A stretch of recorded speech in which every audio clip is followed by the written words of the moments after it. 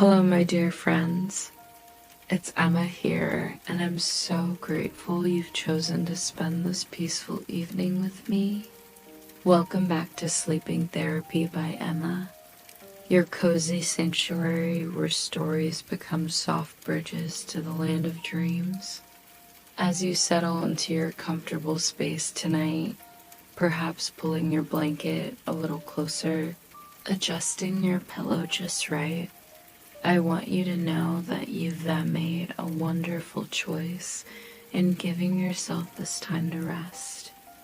In our busy world, these moments of tranquility are precious gifts we give ourselves. For those of you joining me for the first time, welcome to our gentle community. Here on Sleeping Therapy by Emma, I weave long, meandering stories designed to guide your mind away from the day's worries and into peaceful slumber. My voice will be your companion, steady and soft, never rushing, always patient. There's no need to follow every word or remember every detail. Simply let the rhythm of the story carry you like gentle waves lapping at a distant shore. Tonight, I have something truly special for you. We're going to journey together to a remote lighthouse perched on a rocky cliff, where the ocean meets the sky in an endless embrace of blue and gray. This is the story of the Lighthouse Keeper's peaceful evening, a tale of simple rituals, quiet contemplation, and the profound peace that comes with solitude and purpose. Our story unfolds on an autumn evening when the sun paints the sky in watercolors of amber and rose. You'll meet Samuel, a gentle soul who has kept watch over ships for 30 years, and you'll experience the tranquil rhythm of his evening routine. Through his eyes, you'll discover how the ordinary becomes extraordinary when witnessed with a peaceful heart. So now, my dear friends, take a deep, calming breath with me. Feel your body growing heavy and relaxed. Release any tension you're holding in your shoulders, your jaw, your forehead. Let my voice be the only thing you need to focus on, and even that can fade in and out as you wish.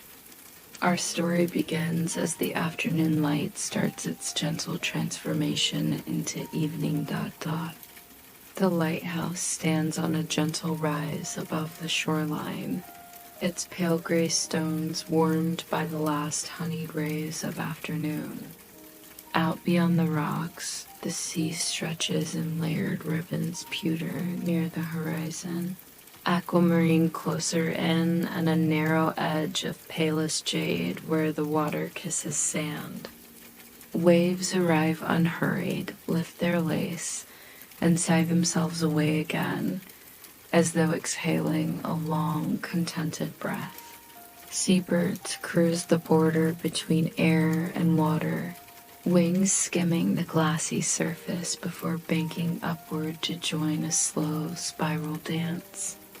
From the keeper's cottage, tucked snug against the tower's leeward wall, a thin curl of smoke drifts from a copper chimney, carrying the faintest scent of cedar and sage across the grounds. In this golden hour, everything brims with that gentle readiness the world feels just before it slips into evening, neither hurried nor idle, simply at ease with becoming quieter. Inside the cottage, Keeper Rowan closes a journal embellished with tide-marked sketches and smooth gray pebbles pressed flat on a string.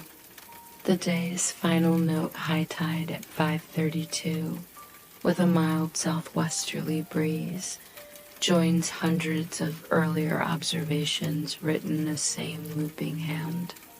He sets the leather volume on its shelf, then pauses to listen. There is, as always, a silence particular to lighthouse homes, hollow enough to hold the hush of ocean grottos, Yet warmed by hearth crackle and the muted chime of brass instruments swinging on the wall, the stillness is never empty. It is filled with possibilities of weather, wing beats, far-off ships, and gentle memories that steam like tea. Rowan inhales the earthy aroma of steeping nettle and lemon balm from the pot beside him, feeling his shoulders descend a grateful inch. Tonight, he tells himself, will be soft as sand flattened by receding foam. A small, marmalade-colored cat named Whimsy winds through Rowan's ankles. She rubs her tail in a figure-8 pattern, then looks up with slanted emerald eyes that glow like moonlit sea glass.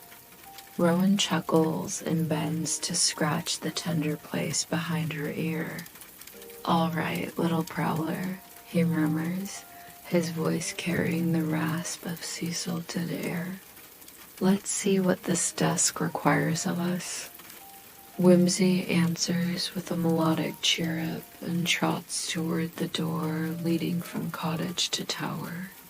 Her paws make no sound on the pine boards, yet Rowan can hear the subtle cadence of her confidence, a creature certain the lighthouse belongs partly to her.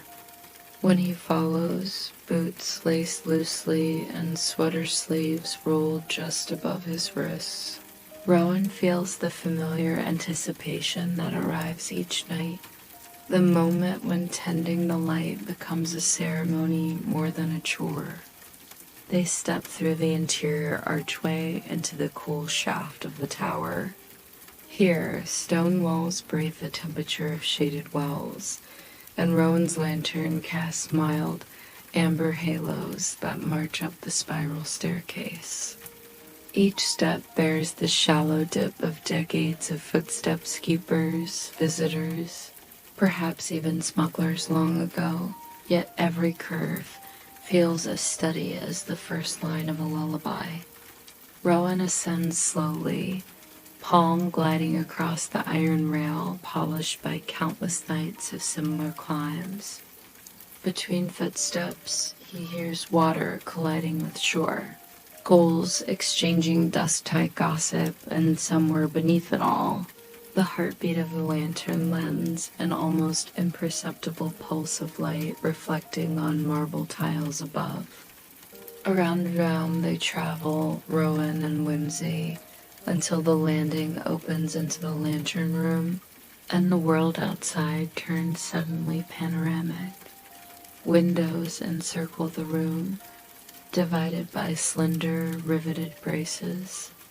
Through each pane, dusk pours in like liquid cobalt, pooling in corners before spilling onto the floor. The great Fresnel lens, a many-faceted crown of prisms and glass petals, stands silent but expectant. Rowan sets the lantern upon a low table, its flame tremoring gently. Then he removes a lint-free cloth from his pocket and begins the nightly polishing of the lens casing.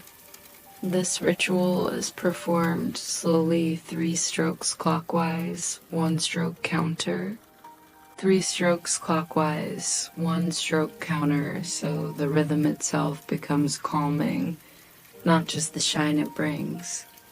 While cloth meets brass, Rowan's mind unclenches, and thoughts drift the way gulls float on thermals, lifted, separated, allowed to wander. Memories of childhood rock pools, sea foam popping against bare ankles, and stories of long-gone sailors slip through him like gentle tides. Whimsy hops onto the ledge where she can survey both land and sea. She blinks in slow motion, blinking not merely to clear vision, but as a kind of feline meditation. On shore, tiny cottages kindle their lamps, each speck an answer to the lighthouse's larger glow. Farther out, a lone fishing vessel unfurls its running lights, the pattern flickering like Morse code poetry across the water's skin. From her perch, Whimsy watches night inaugurate itself, shadows extending over dunes, constellations pricking the lavender vault overhead, and the shape of the coastline sharpening as daylight's blur fades. After a minute, she turns to Rowan and offers a short meow, as if affirming that all is as it should be. Rowan laughs softly. "Yes, Inspector," he replies, reinserting the now gleaming panel into its frame. "We are ready." He moves to the brass crank anchored beside the central column. Fingers close around the polished handle, and with practiced care, he winds the heavy clockwork that will rotate the lens through the night. The gears engage with a comforting, muffled click, like the closing bars of a lullaby's first verse. Somewhere deep in the tower's spine, counterweights descend gracefully, pulling chain and cog into motion. The lens begins to turn, its facets catching the lantern's flame and amplifying it into a single, sweeping beam that reaches miles into darkening sea. Rowan watches the first revolution complete, the light painting a wide arc across waves before vanishing into distance. His breath slows, as though matching the beam's steady tempo. With the mechanism set, Keeper Rowan kneels beside a small brass box affixed to the wall. He lifts its lid to reveal a collection of smooth stones, some chalky white, others volcanic black, and chooses one irregular robin's egg blue pebble. Tonight, the color reminds him of half-remembered dreams about cloudless skies. Each evening, he selects a stone and places it on the sill of the western window, an offering of sorts to the arriving night. He does not know why the tradition comforts him, only that it does, in the same way farmers study clouds or bakers hum old hymns while kneading dough. The stone touches glass with the faintest clink, and Rowan whispers, "Safe passage." Then he lowers the lid of the box, ensuring its subtle latch clicks shut. The formal tasks complete, Rowan indulges in a final sweep of observation. He leans against the casement and inhales air tinged with brine, kelp, and wood smoke from distant hearths. The sea smells like a cool mineral tonic, and he fills his lungs until ribs expand against wool. Below, the shoreline curves in a restful crescent, cradling small waves the way palms cradle water at a spring. High overhead, a wisp of cloud drifts across the crescent moon, thin enough to become luminous rather than obscuring. Every element seems to pulse at a shared, unhurried frequency: stones, surf, wing beats, breath. Rowan lets his eyelids close, not in sleep, but in reverent pause. For a heartbeat or two, he simply exists among these layered rhythms, merged with them the way a single note belongs inside a chord. The cat's soft trill brings him back. Whimsy is sitting by the doorway, tail wrapped neatly around her paws, awaiting descent. "All right then," Rowan says. "Kettle time." Together they spiral down the stair, their shadows twisting like ribbon on the curved walls. As they reach the second level, Rowan's fingertips graze the engraved plaque bearing the names of past keepers: Marlowe, Eddington, Shaw, individuals he speaks to sometimes when storms batter the tower. He thanks them silently for sturdy masonry, for studying routines, and for passing down a light that still knows how to glow. At the bottom, the doorway opens again to the cottage kitchen, and a hush of warm air greets them. The kettle waits on the iron stove, water already rippling with tiny anticipatory bubbles. Rowan spoons loose chamomile, oat straw, and a whisper of vanilla bean into a woven infuser, placing it inside a thick ceramic mug etched with compass roses. The kettle begins its crescendo, soft murmur, louder chatter, then the breathy whistle that signals readiness. He pours and steam coils upward, catching lamplight so it appears like ghostly silk ribboning toward the rafters. Before covering the cup with its wooden mud to steep, Rowan drops a single crystal of honey candy into the infusion, a small sweetness that will dissolve at its own leisurely pace. He sets the mug on a round table near the window where the hush of surf enters through a tilted pane. Outside that window, evening deepens from lavender to a velvety indigo. Rowan unlatches the casement slightly wider, allowing a cool hush to mingle with hearth warmth. The sea's voice is steady, like a large creature sleeping contentedly beside the house. He listens for variation, perhaps a distant buoy bell, or the splash of a fish leaping, but tonight the ocean keeps her conversations gentle and private, humming background harmonies to the kettle's sigh. Whimsy perches on the sill, whiskers trembling as she tastes the night air. Her ears pivot to unseen rustlings and shrubby dunes, yet her posture remains untroubled, acknowledging only familiar nocturnal neighbors beginning their shift. Rowan settles into a wide rocking chair whose paint has peeled and repainted itself through decades of seasons, each layer a chronicle of storms weathered and dawns witnessed. The rocker's slow creak aligns with his breathing. Inhale as the chair tips forward, exhale as it settles back. He cups the mug to his chest, feeling warmth radiate through woolen layers into skin. The scent floral, faintly biscuity, caresses his senses. He takes a cautious sip, letting tea tarry on his tongue before swallowing. Vanilla lingers like a soft-spoken memory of summer pastries, while chamomile lays a quilt across his mind. With each tilt of the rocker, he feels gravity shift in sympathetic calm, reminding him his body too can rest on invisible currents. On a small side table sits a wind-up radio tuned perpetually to the maritime forecast channel. Rowan twists the dial until the volume reaches a whisper.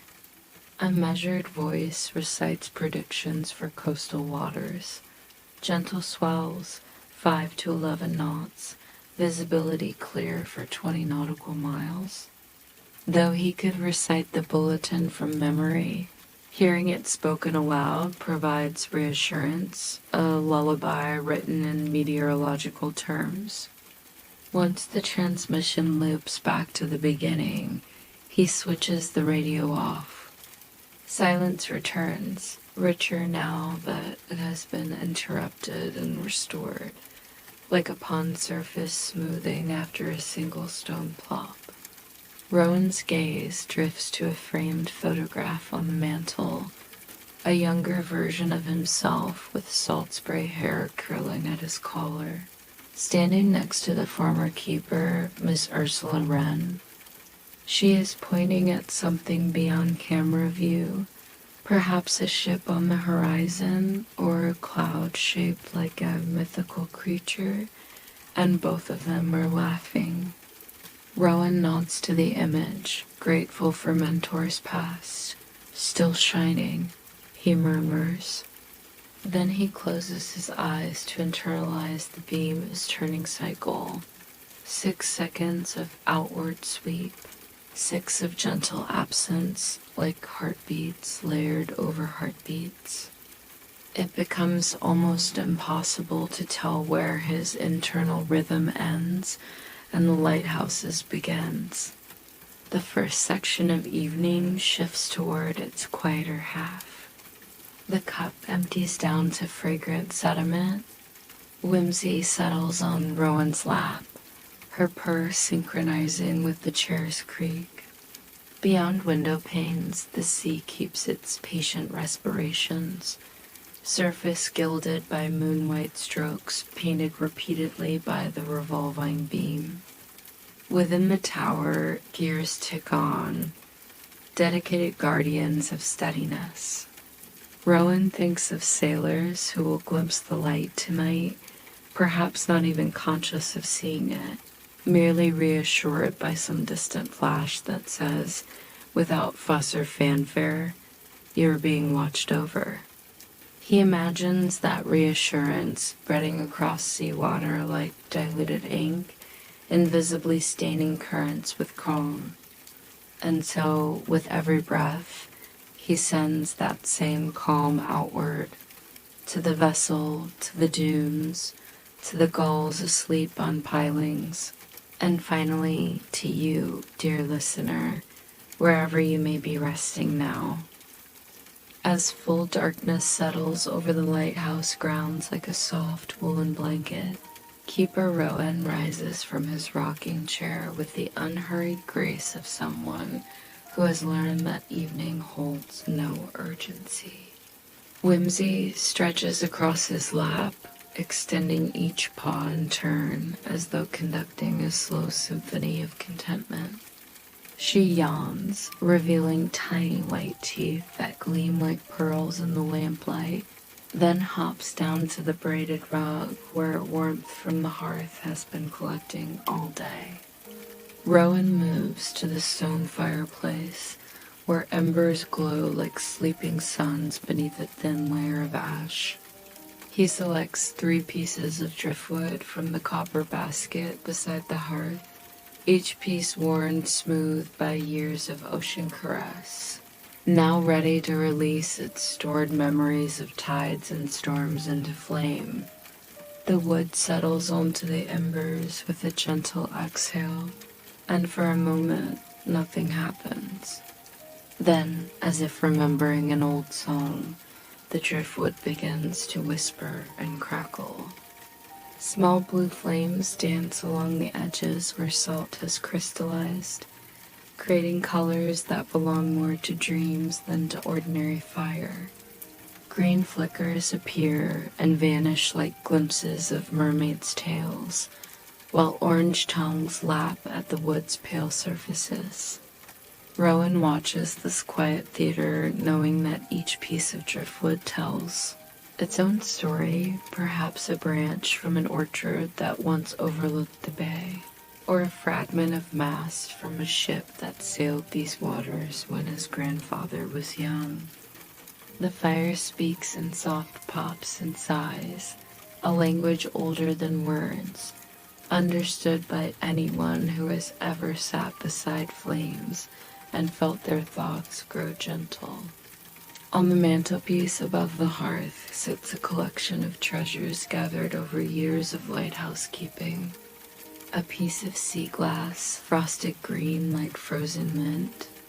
A brass compass that no longer points north but still opens with a satisfying click.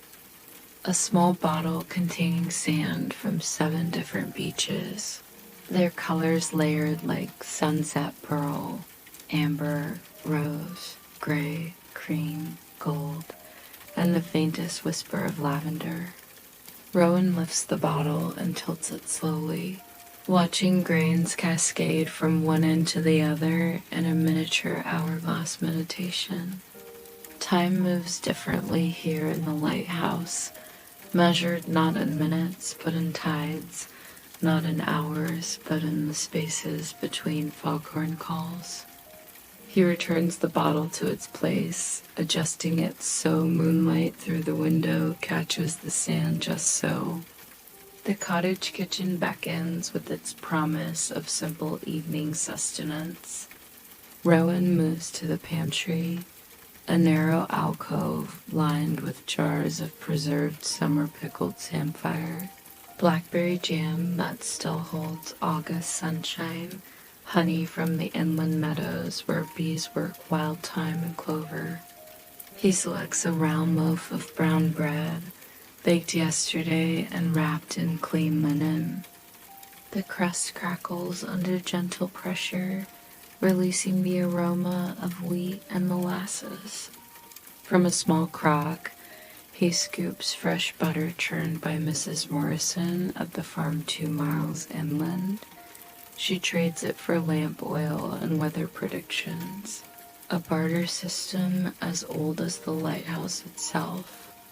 The butter spreads like silk across a thick slice, melting into every tender crumb. As he prepares this modest supper, Rowan hums a tune without words, something between a sea shanty and a lullaby. The melody rises and falls like gentle swells, never quite resolving, always returning to a comfortable middle note that feels like home. Whimsy watches from her perch on the windowsill, tail swaying in time with his humming. Outside, the lighthouse beam continues its faithful rotation, painting silver paths across the water that appear and disappear like thoughts at the edge of sleep. Each sweep illuminates different textures, smooth expanses like black silk, rougher patches where current meets countercurrent, and closest to shore, the lace edges where foam catches and holds light for a heartbeat before dissolving. Rowan carries his plate to the small dining table positioned to catch both hearth glow and window view. He lights a beeswax candle in a pewter holder, its flame steady and tall in the still air. The candle adds another layer to the room's orchestra of light, the hearth's dancing ember, the oil lamp's steady gold, and now this single meditative flame that barely trembles. He breaks bread slowly, savoring the interplay of crust and crumb, the sweet cream of butter, the faint tang of sourdough starter. Each bite is a small celebration of simplicity, of needs met without excess. Between mouthfuls, he sips water from a blue ceramic cup, the liquid cool and clean, drawn from the well that has served the lighthouse for over a century. Through the window, something catches his eye, a phosphorescent trail in the water, the telltale sign of jellyfish moving with the current. They pulse like underwater stars, their bodies catching and releasing the lighthouse beam in rhythms all their own. Rowan has seen them many times, these night swimmers, yet they never lose their wonder. Some nights they arrive in gray congregations, turning the shallows into galaxies. Tonight, just a few drift past, unhurried travelers on invisible currents. He imagines them as ocean's lanterns, carrying their own soft light through the darkness, never questioning their purpose or destination, simply being luminous because that is their nature. The mantel clock, a brass ship's chronometer adapted for land use, chimes the 9th hour with gentle bells that seem to apologize for interrupting the quiet. Rowan glances at its face, though time feels more like a suggestion than a requirement here. He rises to clear his simple meal, moving with the same measured pace that characterizes everything in the lighthouse, deliberate, but never rushed, careful but never anxious. At the sink, he runs water warmed on the stove's back burner, adding a handful of dried soapwort that foams gently. The dish and cup are cleaned with a soft cloth, dried, and returned to their shelf where they wait beside their companions. each piece of crockery bearing the small chips and hairline cracks that speak of years of faithful service.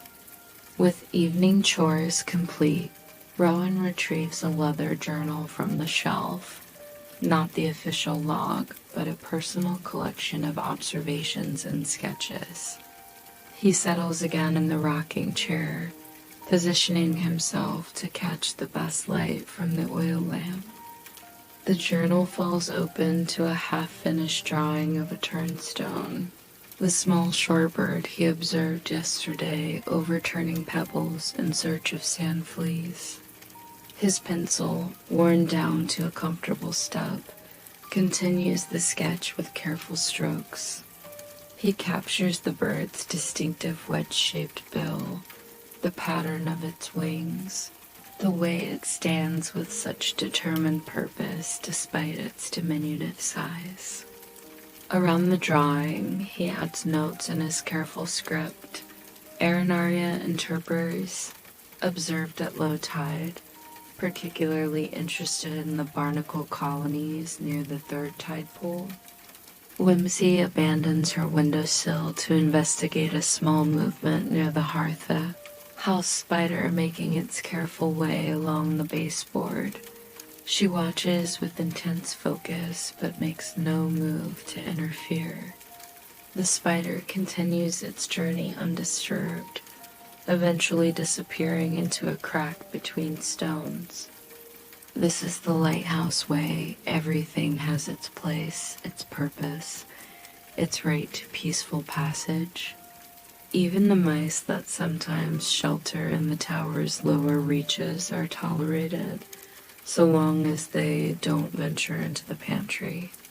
Rowan has learned that a lighthouse keeper is less an owner than a mediator between the human world and the wild one, maintaining a balance that allows both to coexist.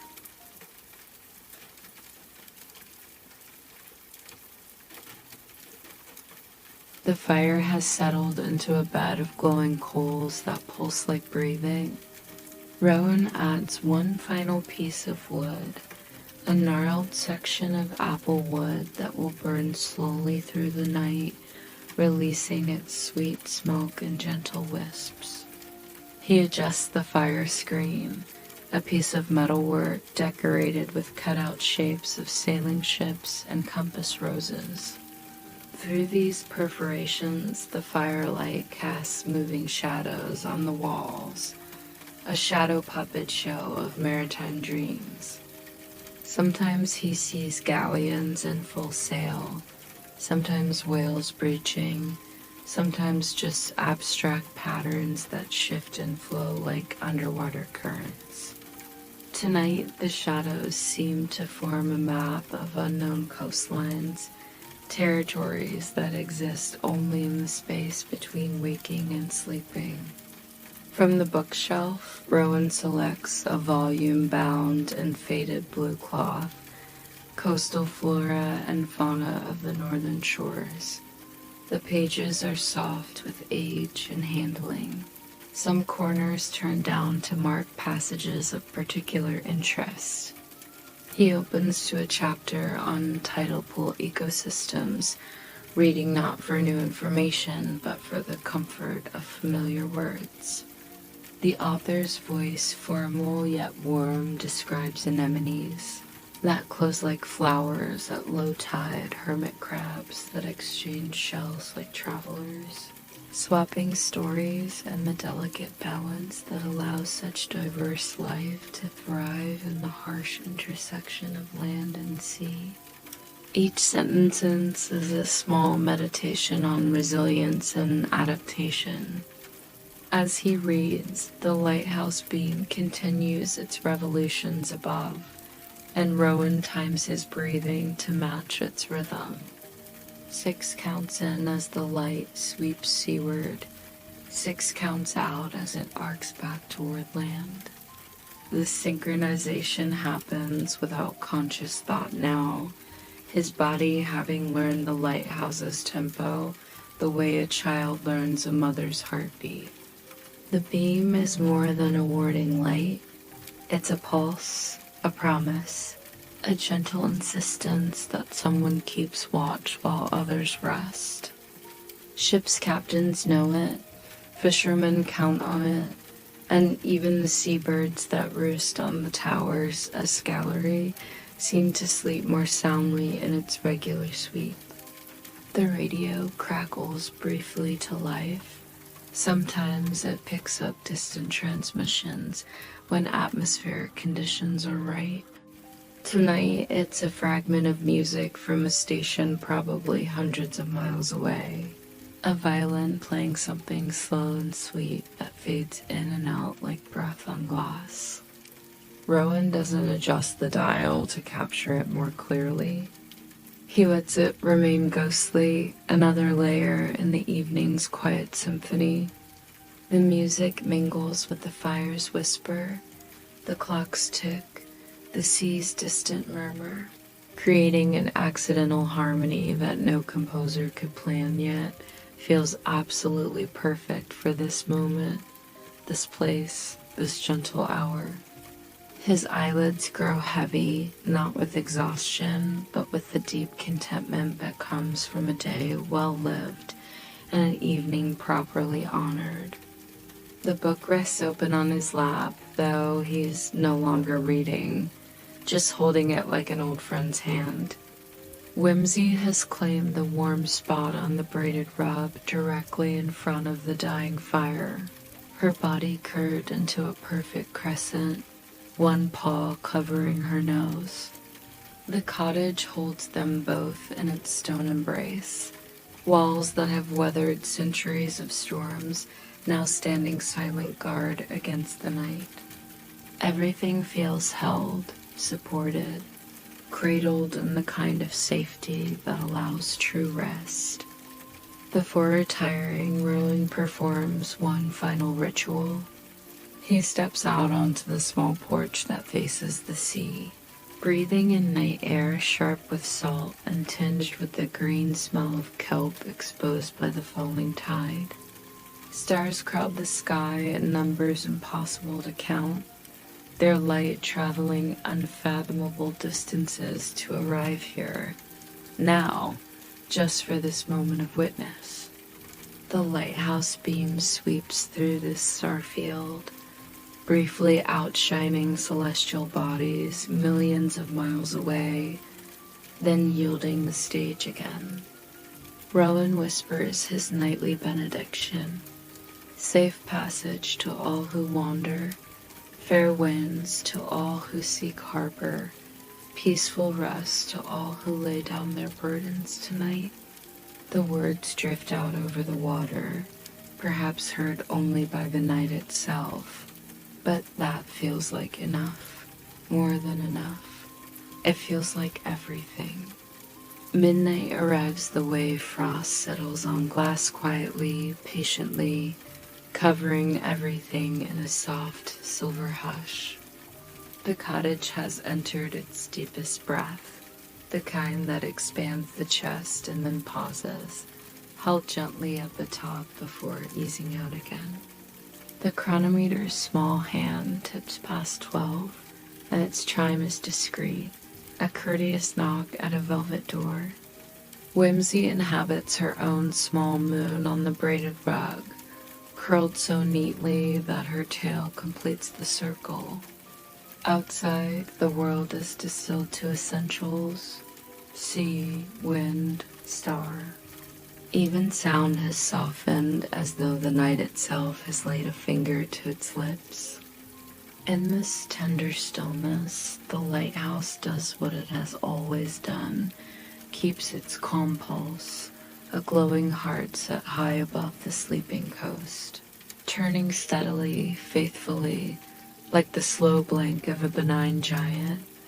Keeper Rowan wakes before the second chime, not from any alarm, but from the polite tug of habit. The deep hours are his to tend, not as a guard tends a gate, but as a gardener tends a nocturnal blossom. He rises, blanket sliding from his knees with a small sigh, feet seeking well-worn slippers that know the exact shape of his arches. A candle is lit from the hearth's lingering coal, and its halo blooms warm against the stone. Whimsy opens one eye to confirm that the world is proceeding agreeably and resettles with an appreciative purr. Rowan buttons his cardigan, the wool smelling faintly of cedar and salt, then takes the lantern and steps toward the tower, carrying with him the hush and a purposeful gentleness. The spiral stair is a ribbon laid up the inside of the night. Each step receives his foot with the soft approval of long acquaintance, and the iron rail feels cool, almost damp, as though it has condensed a piece of the sky's darkness onto its surface. He ascends without hurry. With every turn, the sea's consonant hush grows clearer, and the mechanical heartbeat at the lighthouse's core steadies his own. When he reaches the lantern room, the world unspools in every direction. A fathomless dome flecked with slow fire above, a sleeping field of ink below, and dividing them, the revolving beam, a gentle brushstroke that keeps remaking the horizon into reassurance. He stands in that light for a breath, like a moth that has discovered the lamp it has been circling all its life. Work in the deep hours resembles prayer. Rowan trims the wick with a practiced tilt of hand, a fine crescent ash falling into the tray like a sliver of moon. He checks the oil, its surface calm as a pond catching starshine, then wipes a tidy ring of soot from the chimney. The lens receives another quiet polish where a fingertip might have left a blur earlier. These motions are not tasks to be conquered, but gestures to be savored, as deliberate and calming as brushing a sleeping child's hair. The clockwork hum is steady. The counterweights note their downward progress with faint, stately ticks. He listens between those ticks and the thin places where silence gathers, and in that listening he feels the tower knit itself around him like a cloak of patience.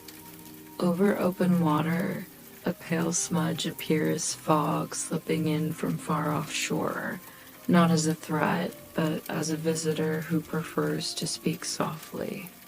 Stars diminish along its edge as though dipping behind a translucent curtain. Rowan glances to the barometer.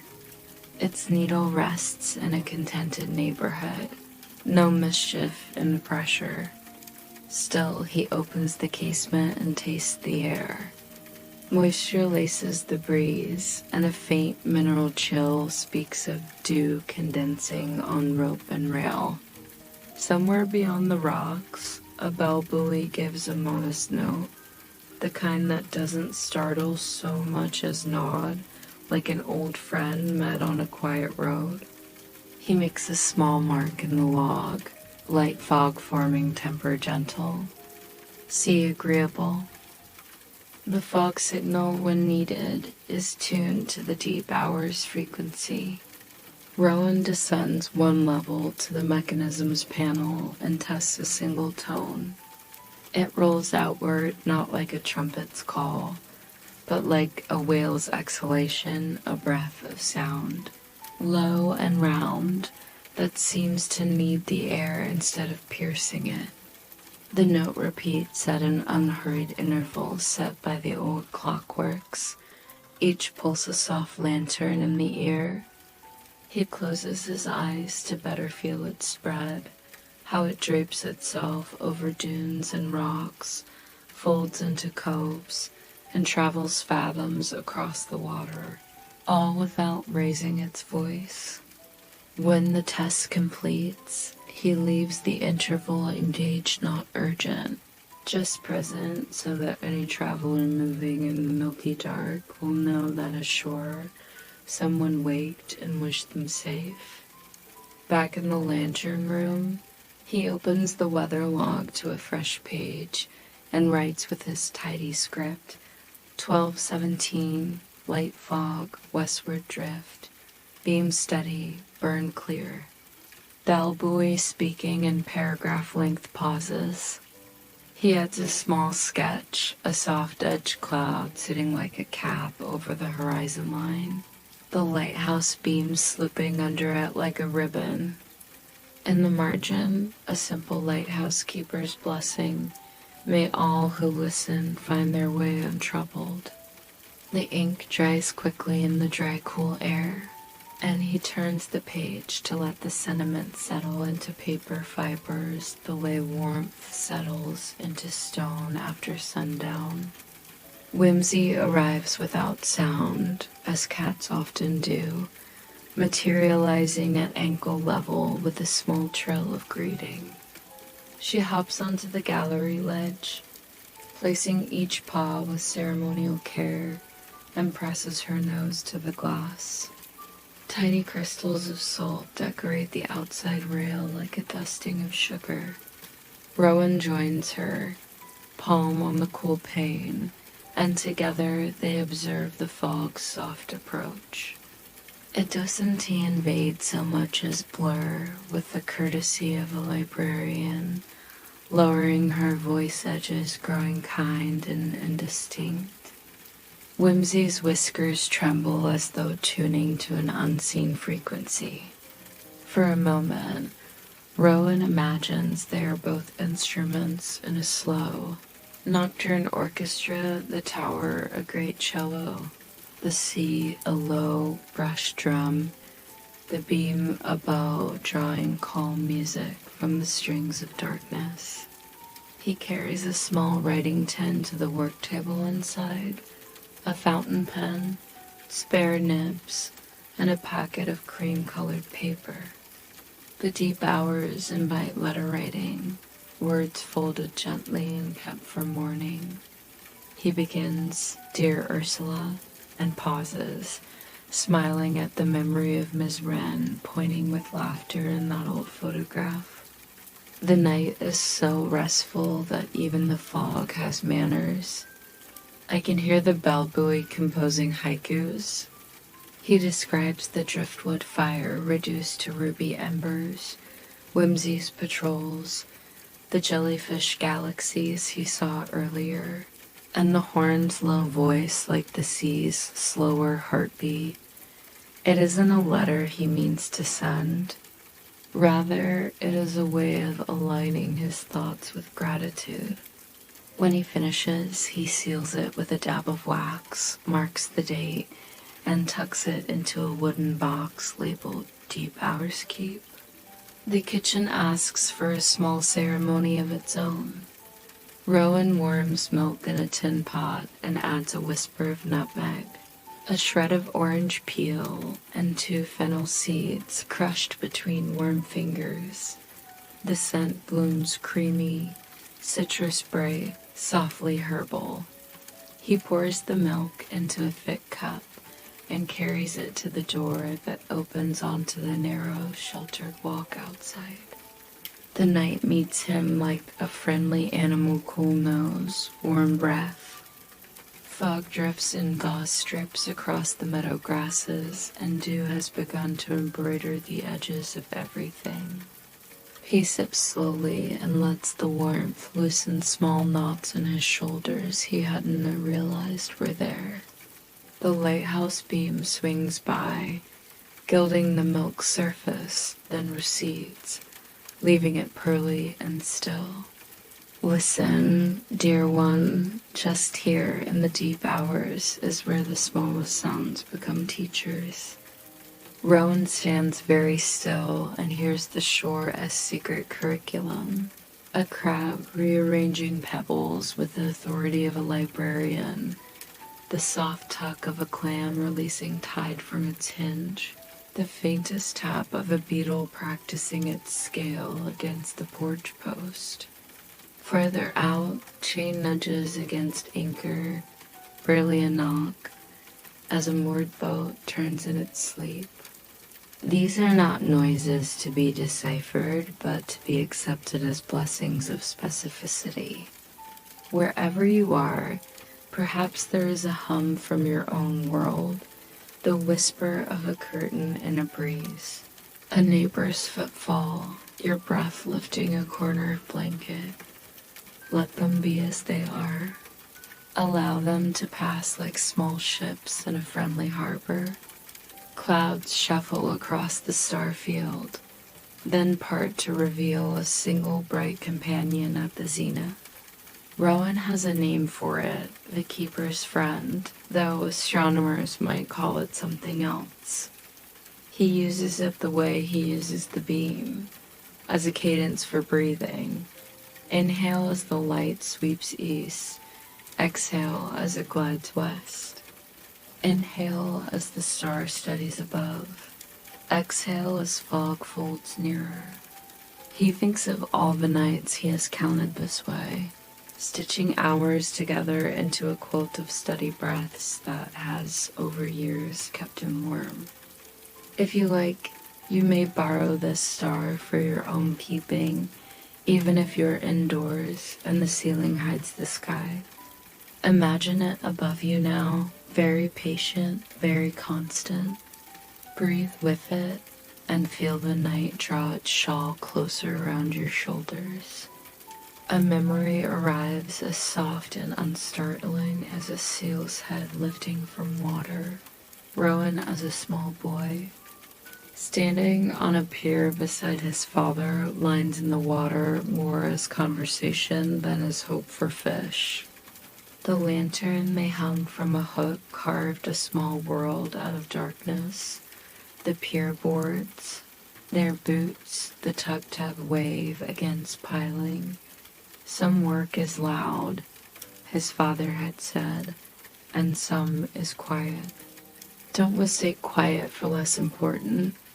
They went home empty-handed and entirely full of something wordless.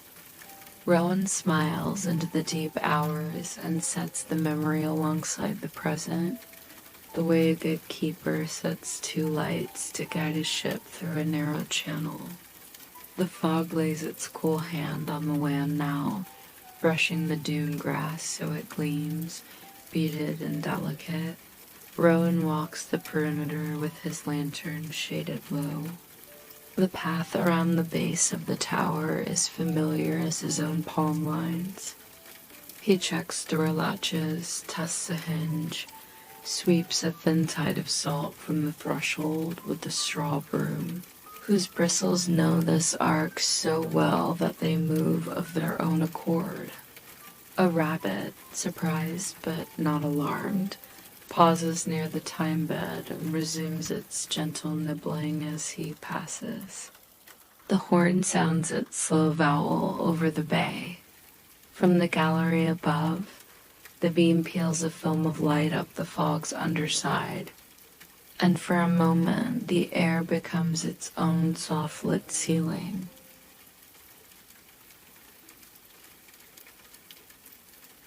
Back inside, Rowan opens the lid of an old harmonium that sits against the inner wall. It was rescued from a church whose bell tower had leaned too far toward the sea, and now lives where it can sing in a whisper. He pumps the treadles with a lazy foot until the bellows fill, then lays fingers like moths upon the keys. A handful of chords, nothing elaborate, slow, warm, a cluster that resolves as a sigh resolves into sleep. The sound is round-edged, softened by felt and time, more breath than brass. Whimsy claims the bench beside him and rests her chin where his elbow will not disturb her. He plays the beam's rhythm, 6 counts of light, 6 of rest, until the chords fade into the room like steam into air. Even when he closes the lid, the instrument seems to hold a glow in its wooden ribs. The deep hours slip toward their tender ending.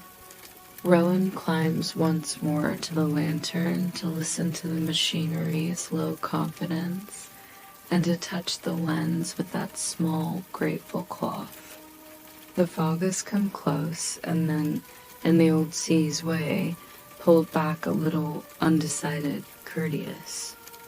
He leaves a note for the dawn in the log, all well. Being patient, sea kind.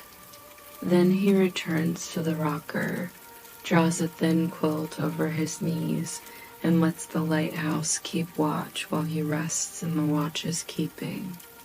Whimsy resettles on his lap, a warm comma and a long sentence.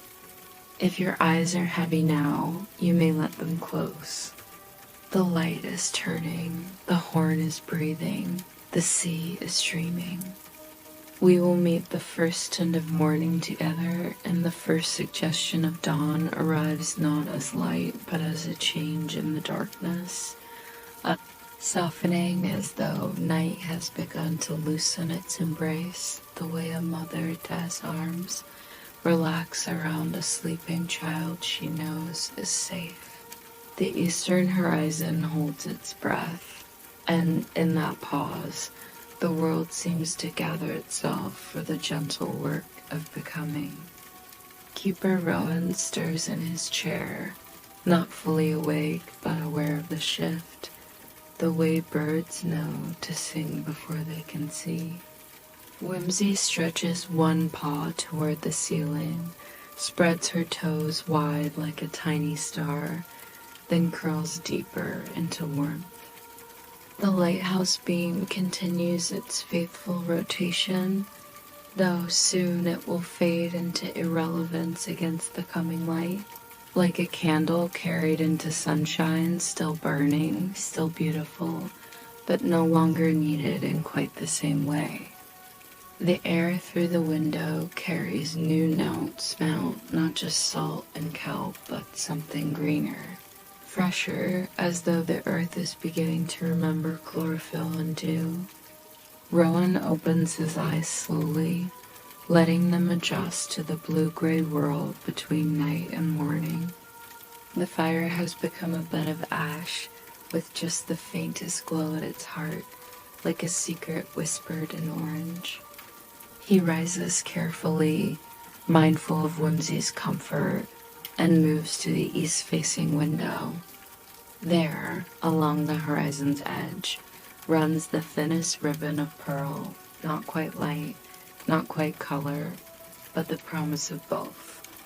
He watches this daily miracle with the same quiet wonder he felt the first morning he kept watch here, 23 years ago this autumn. The kettle, patient on the cold stove, accepts fresh water from the pitcher. Rowan lights the burner with a long match, and the flame blooms blue beneath iron, beginning its faithful work. While water warms, he steps onto the porch where the world is dressed in its dawn costume, everything wearing tiny diamonds of dew, the grass bent with the weight of moisture's jewelry. A spider's web spans the corner post, transformed by droplets into a chandelier that would make any palace envious. He breathes deeply, filling his lungs with morning's first edition, crisp and clean as new paper. The fog has retreated to a respectful distance, hovering offshore like a shy visitor waiting to be properly introduced to the day. Inside, he prepares the morning ritual, a different tea for dawn, something bright with peppermint and lemon verbena, herbs that know how to greet the sun. The leaves unfurl in hot water like tiny scrolls releasing their green stories. Steam rises, carrying the scent of meadows and possibilities. Through the window, the pearl ribbon has widened into a band of palest gold, and above it, clouds begin to blush like roses remembering summer. The lighthouse beam still turns, but its light grows softer against the strengthening sky, a graceful handoff between night watch and day. Rowan carries his cup to the door and stands in that threshold space. neither fully inside nor out, exactly where night becomes morning. The first bird speaks a sandpiper down among the rocks, its call like small bells shaken gently. Then another answers from the dune grass, and soon a whole conversation begins. Voices added one by one like instruments joining a symphony's opening movement. They sing not of grand things, but of simple ones. The tide's retreat, the promise of breakfast in the rack line, the pleasure of wings that work and eyes that see. Rowan knows many of their names, both common and Latin, but this morning he just listens to their music without translation, letting it wash over him like a warm rain of sound. Time now for the morning climb. He ascends the tower as the light ascends the sky, each rising to meet the day's requirements. In the lantern room, the mechanism still turns faithfully. Though the beam now competes with a competitor, it cannot match the sun, still below the horizon but sending its ambassadors ahead in waves of color. Rowan begins the morning routine, recording the final night entries in the log, checking the oil levels, examining the clockwork for any signs of wear. His hands move with practiced grace, but his attention is divided between duty and beauty, between the brass and glass before him and the panorama beyond. The eastern sky has become an artist's fever dream orange, melting into pink, pink into lavender, lavender into the last deep blue of night. Clouds that were invisible in darkness now reveal themselves as architectural marvels. Castles and mountains and mythical creatures, all built from vapor and light. The sea responds in kind, its surface becoming a mirror for heaven's display, doubling the beauty, making the world seem twice as large and twice as gentle. Rowan extinguishes the flame in the lighthouse lantern with a small, respectful ceremony, a whispered, "Thank you for your service," before turning the valve. The beam's absence is immediately filled by the sun's preview, light that needs no lens to magnify its message. Below, the cottage begins to wake in its own way. A thin stream of smoke rises from neighboring chimneys as the village stirs. The milk cart's wheels can be heard on the distant road, a comfortable rumble that speaks of routines resumed and life continuing its ancient patterns. Whimsy appears at the gallery door, having climbed the stairs with her mysterious cat Silence. She sits beside Rowan, and together they witness the exact moment there, just there when the sun's edge breaks the horizon. It happens both slowly and suddenly, like love or understanding, and the world is changed by that small arc of fire, though it's the same change that has happened every morning since the earth learned to spin. The first true rays reach the lighthouse, setting the white painted gallery ablaze with gold. Every surface becomes a celebration. Brass fittings shine like tiny suns, windows throw rainbows across the floor, and even the weathered wood of the railing seems to remember it was once a living tree drinking light. Rowan raises his face to the warmth, eyes closed, feeling the sun's greeting on his skin. It's a benediction, and a release night's watch is ended. The duty passed today. He thinks of all the keepers before him who stood in this exact spot, feeling this exact moment. This changing of the guard that happens without fanfare but with infinite grace. Down in the cottage, breakfast becomes a meditation on simplicity. An egg from the hen house, its yolk the same gold as the sunrise. a slice of yesterday's bread toasted over the renewed fire, a handful of blackberries from the bramble beside the gate, still cool with dew, bursting with purple sweetness on the tongue. Rowan eats slowly, savoring each bite as though tasting morning itself. Whimsy has her own breakfast, a small portion of fish saved from yesterday, which she approaches with the dignity of a queen at feast. Together they dine in companionable silence that only sounds the satisfied clink of fork on plate and purr on whisker. The morning tasks unfold like a familiar song. Windows open to let night's held breath escape and day's fresh energy enter. Dishes washed in water that sparkles with caught light. The hearth swept clean and laid with new kindling for evening's return. Each action is performed with mindful attention, not because anyone is watching, but because this is how life becomes beautiful, through small acts performed with care. Rowan folds the quilt that kept him warm, smooths the cushion where he sat, returns the book to its exact place on the shelf. The cottage sighs with satisfaction, everything in order, everything at peace. Outside, the garden asks for attention. Rowan walks among the herbs and wildflowers, many of them volunteers that arrived on wind or bird wing and were welcome to stay. The lavender is heavy with purple spears that will soon be cut and dried for winter sachets. The rosemary spreads its woody arms, offering its sharp perfume to anyone who brushes past.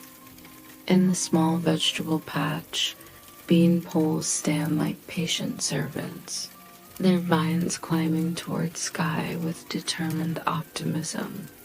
He picks a handful of cherry tomatoes, sun-warm and sweet, eating them where he stands, juice running down his chin like childhood. At the cliff's edge, where a bench waits beneath a wind-bent pine, Rowan sits to observe the morning sea. The water has changed from night's mystery to day's clarity deep, blue-green with white lace edges where waves play against rocks. A seal surfaces, whiskers dripping diamonds, looks directly at him with ancient, knowing eyes, then slides back beneath the surface with barely a ripple. Further out, a fishing boat cuts a clean line toward the horizon, its engine putting a workday rhythm. Gulls follow in its wake, hopeful for breakfast, their cries bright as pennies in the morning air. The village below has fully awakened now. Children's voices carry on the breeze, high and sweet as birdsong. The church bell tolls the hour with bronze authority, counting out the moments with steady confidence. Someone is singing while hanging laundry, the words unclear, but the melody unmistakable. One of those old songs that everyone knows, but no one remembers learning. Smoke rises from the bakery chimney, and even from here, Rowan imagines he can smell bread and cinnamon, though perhaps it's just the memory of 1,000 morning walks through town. The baker always ready with a kind word and a warm roll. As the sun climbs higher, the lighthouse settles into its daytime quietude. It stands patient and proud, a white finger pointing toward heaven, its work temporarily complete, but never truly done. Tonight it will shine again, and Rowan will climb those stairs again, and the ancient partnership between Keeper and Light will continue. But for now, in these golden morning hours, both can rest. He walks once around the tower's base, hand trailing along the sun-warmed stone, feeling the building's steady pulse, its contentment. Until tonight, old friend, he whispers, and means it as both promise and prayer. And now, dear listener, as Keeper Rowan's peaceful evening becomes peaceful morning, as night's gentle watch transforms into day's quiet promise, our story too must find its ending, though endings are really just beginnings wearing different clothes. The lighthouse stands eternal on its cliff, ready for another evening, another night, another dawn. Rowan will continue his faithful rounds, polishing brass, tending light, writing in logs with his careful hand. Whimsy will patrol and purr and find new sunny spots to claim. The sea will breathe its ancient rhythm, in and out, like the world's own sleeping breath. But you, sweet dreamer, need not wake to watch the sun climb higher. Let the story's end be your beginning of deep, restful sleep. Imagine yourself there on that cliff, perhaps in the garden among the lavender, or on the bench beneath the pine, or even in the lighthouse itself, surrounded by stone and safety. The morning light is warm on your face, but your eyes can stay closed. The birds sing, but their songs become lullabies. The waves whisper, but their words are only rest, rest, rest. Know that somewhere, always, a lighthouse keeps watch. Somewhere a keeper tends the flame. Somewhere the beam turns its faithful circle, painting paths of light across dark water, saying without words, "You are seen, you are safe, you are held." This is the lighthouse keeper's promise, passed down through generations of quiet nights and peaceful evenings, that no matter how dark the night, morning always comes gentle and sure as breathing. So sleep now, dear one. Sleep as the cottage sleeps in afternoon sun, as the cat sleeps in her perfect circle, as the sea sleeps between tides. Sleep knowing that all is well, the light is lit, the watch is kept, the lighthouse stands, the keeper tends. The night is kind, and you, precious listener, are free to rest in the deep, soft darkness behind your closed eyes, where dreams wait like ships in a safe harbor, ready to carry you wherever you wish to go. May your sleep be as peaceful as Keeper Rowan's evening. May your dreams be as gentle as the lighthouse beam. May you wake refreshed as morning itself, ready for whatever light your new day brings. But for now, for these precious hours, simply rest, simply breathe, simply be. The lighthouse keeps watch. You are safe. Sleep well, dear one. Sleep well.